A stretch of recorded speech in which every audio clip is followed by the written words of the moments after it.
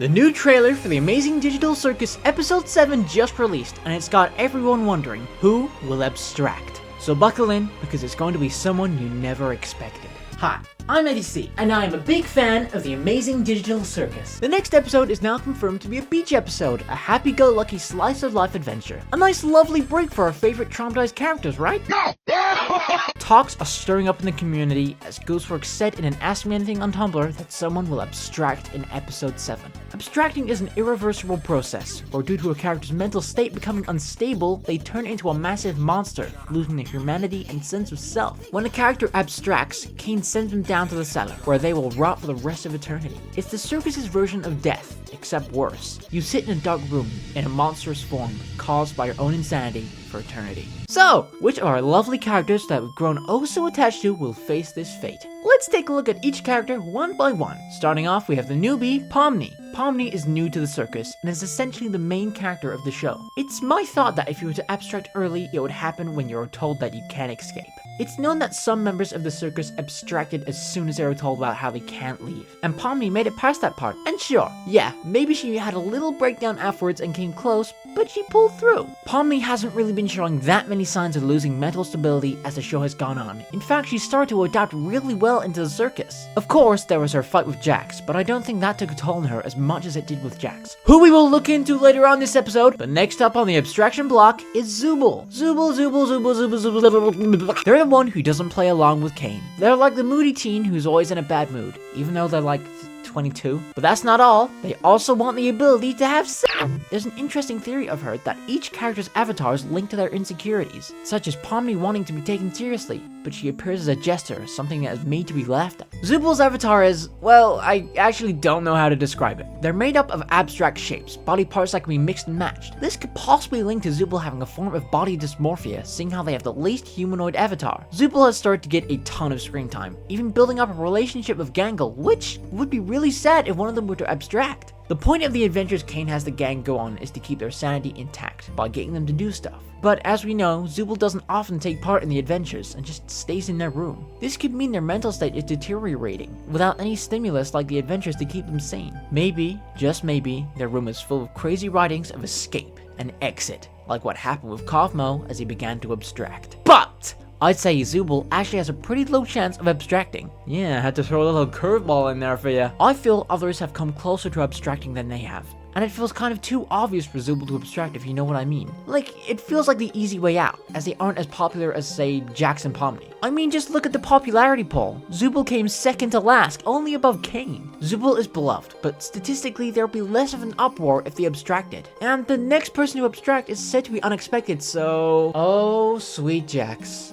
Jax won the popularity poll from fans and is one of the two main mascots for the show. And it ain't looking good. Episode 6 was a Jax-focused episode. Pomni and Jax team up and manage to take out all the other members of the circus. But at the very end, Pomni asks about their friendship, whether Jax would actually care about Pomni if she abstracted. Jax said he would simply move on, and they get into a massive fight. Jax's whole personality is designed to push people away from him. He once had a friend called Ribbit in the circus. We see Ragazza mention him a bit and Jax is instantly set off. But Ribbit abstracted before Cosmo did, and due to this, it's likely Jax is trying to push people away to avoid going through the pain of losing someone again. But deep down, you can tell he actually cares. When he literally pushed Pomni away, we can see him idly staring at his hand. His big tweak out in the bathroom where he almost abstracted was due to the fight with Pomni. In the teaser for episode 7, we only get a glimpse of him, and he's sitting alone by himself, clearly still being affected by the fight. As much as he pretends he doesn't, Jax cares. Moving on, let's have a look at our favorite doll, Ragazza. Now, Ragazza's delve into insanity has been more subtle than the others. We see here that Ragazza's hair actually glitches just a tiny bit. It may even just be an animation mistake, but in a show where glitches are important, that's not likely. Ragazza puts a lot of pressure on herself to be there for other people. She feels responsible for them. She feels responsible for Jax ending up the way he is, and now she's scared that Pomni will go the same way. Ragazza's avatar is a ragdoll, something we just played with and controlled. This heavily links to Ragazza's insecurities, as she is a people pleaser, and she lets people walk all over her all the time. She feels alone in the circus, with Zooble and Gangle never talking to her. We get all this in her conversation with Kinger, where she opens up, which means she may actually have a lower chance of abstraction, as she's finally getting things off her chest. With Kinger's advice, she can stop letting people walk all over her. Oh yeah, let's talk about Kinger. But before you do that, why don't you take this time to like and subscribe? Please. Jeez! Come on, twin, I'm trying to be a big shot here. Subscribe for more theory videos. Huh? They got Kinger! They got Kinger! Oh, I'm not actually frozen. Hello? Kinger is the oldest of the crew, being 48. Kinger is shown to not really be all there in the head. His avatar has wonky eyes and his personality is erratic and paranoid. He's forgetful and jumps when people are near him. Don't worry, Kinger, I do that all the time. But when the lights go out, Kinger locks in. He doesn't seem erratic or paranoid anymore. He now talks slow, showing off wisdom and intelligence. He even helps Pomni and Ragatha through tough times, giving them advice and wisdom. He's the king of helping girls in the dark, pun intended. Kinger will not abstract in episode 7. In fact, I don't think Kinger will abstract ever. Kinger has a history of working in computer science. This means it's possible he even developed the very circus they are in, maybe even creating Kane. This theory starts to gain some ground when in episode 6, Kinger literally spawns in an extra life butterfly for Ragatha. How the f did he do that? Even Ragatha asks how did he do that, but only Kane can create things in this digital world, so how did Kinger do it? It makes even more sense when you realize Kinger was the first to join the circus. He developed his little circus game and tested it out, only to find that he could never leave his own creation. We have 2 confirmed human names for the characters as of now. Pomni is Christine and Jax is Felix. What if Kinger's real name is Abel? That's right, baby! I'm jumping on the old bandwagon of Cain and Abel! Film theory popularized the theory that the amazing digital circus has biblical symbolism. So in Jesus, you have the mixing of these 2 elements. A god born amongst men and set to live as a human, red plus blue. And in Pomni, the story of Cain and Abel came from the biblical book of Genesis. Cain and Abel were brothers. Cain was a farmer and Abel was a shepherd. God rejected Cain's offering in favor of Abel's due to his righteous attitude. This caused Cain to become jealous of Abel, and he murdered Abel out of jealousy.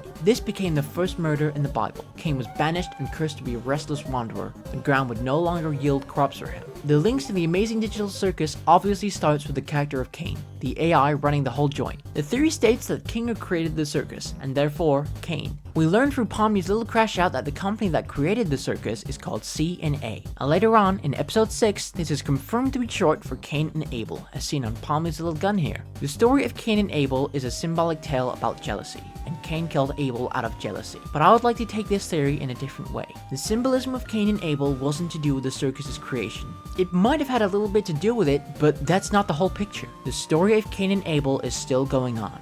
The character that represents Abel is still alive. There are 3 main characters in the tale: Cain, Abel, and God. So, who represents God? Us. Or, well, the canon viewers of the amazing digital circus. In episode 6, the show popularity poll is held. And who else wins but Kinger? Kinger wins with 11 votes, with Cain getting none. See where I'm going with this? Cain is desperate to be liked by the audience, and when he sees that he didn't win and got no votes, he tweaks the out. I said that Kinger won't ever abstract, and that still stands, because he won't abstract. He will be killed.